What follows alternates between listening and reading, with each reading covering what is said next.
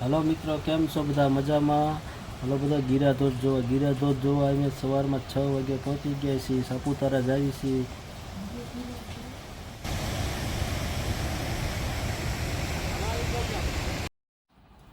Hello મિત્રો, અમે હવે ગિરાધોધથી નીકળી ગયા છીએ. ચા પાણી નાસ્તો કરીને હવે સાપુતારા પહોંચવાની તૈયારીમાં જ છીએ. 2 ક્ષણોમાં પહોંચી જઈશું. જો એને સાપુતારા પહોંચવા આવ્યા છીએ. એનો ધુમ્મસ જો, એનો નજારો જો કે ગેર ઓર તરાડો નજારો છે. જન્નતમાં આવી ગયા એવું લાગે છે. મસ્ત લાગે જો તો કેવો નજારો છે. ધુમ્મસ જ તે કંઈક નકરો કેવો સારામાં સારો છે. રસ્તા એના જો વાંક ઘોક દિવસે લાઇટું ચાલુ રાખીને હાલવું પડે એવો મસ્ત નજારો છે.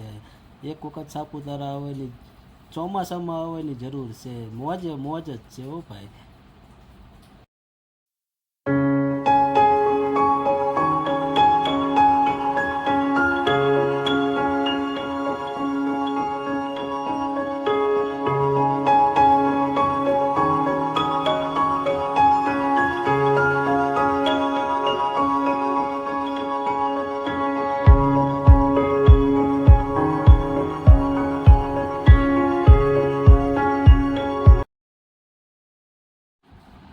હલો મિત્રો, જો નીચે અમે સાપુતારા નીચે ઉતરતા હતા, વચમાં આવો નજારો એવો મસ્ત આવ્યો. એવી જોવાની મજા આવી ને, ફોટોગ્રાફી કરી ને મોજ કરી, ઘડીક ઊભા રહ્યા.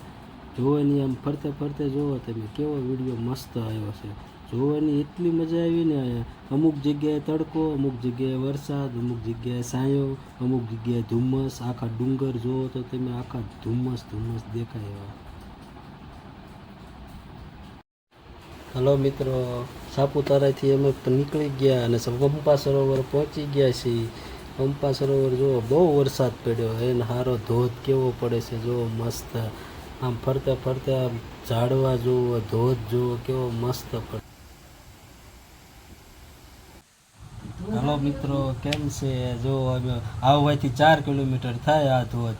કેવો મસ્ત ધોધ છે. ભોળાનાથનું મંદિર જો કેવું મસ્ત છે. ઉપર કેવો ધોધ આવે છે. બહુ વરસાદ હોય ત્યાં રોડ ઉપર જાય હો પાણી. અહીંયા બહુ ધોધ આ ઉપરથી પડે, આખો રોડ ઉપરથી ખરે.